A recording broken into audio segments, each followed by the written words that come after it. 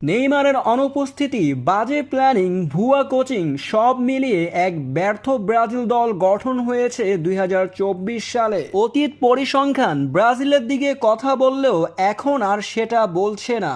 এভাবে চলতে থাকলে ব্রাজিল দলকে নিয়ে আলোচনা কমে যাবে। শুরুটা হয়েছিল ২০২২ সালে কাতার বিশ্বকাপে, যেখানে কোচ তিতে নেইমারকে পেনাল্টি নিতে দেয়নি। সেই কোয়ার্টার ফাইনালে হেরেছিল ব্রাজিল ক্রোয়েশিয়ার বিপক্ষে। এবার একই পথে হাঁটলেন কোচ ডরিবাল জুনিয়র। টাইব্রেকারে এলে যেন সবকিছু ভুলে যায় ব্রাজিল দলের কোচরা, যেখানে উরুগুয়ের কাছে ৪-২ গোলে হেরেছে কোয়ার্টার ফাইনালে ব্রাজিল। ২০২৪ কোপা আমেরিকায় পুরো টুর্নামেন্ট জুড়ে ছন্দহীন ছিল ব্রাজিল, যেখানে ৪ ম্যাচে মাত্র একটি ম্যাচে জয় পেয়েছে ব্রাজিল দল। নেইমারের সাথে যারা আক্রমণ ভাগে খেলে থাকেন, এবার তারা পুরোপুরিভাবেই ব্যর্থ হয়েছে।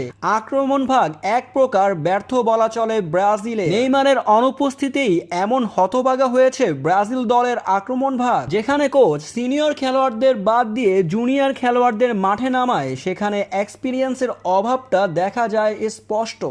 ভুয়া কোচিংয়ের কারণে অনেক ম্যাচই ব্রাজিল হেরেছে, সেটা প্রমাণ পেয়েছে এবারের কোপা আমেরিকায়। বর্তমান কোচিং স্টাফরা ব্রাজিল দলকে পুরোপুরিভাবে গঠন করতে না পারায় এবারের ব্রাজিল দল ব্যর্থ হয়েছে কোপা আমেরিকার কোয়ার্টার ফাইনালে। এভাবে চলতে থাকলে বড় টুর্নামেন্টগুলোতে ব্রাজিল দল এভাবেই বাদ পড়ে যাবে।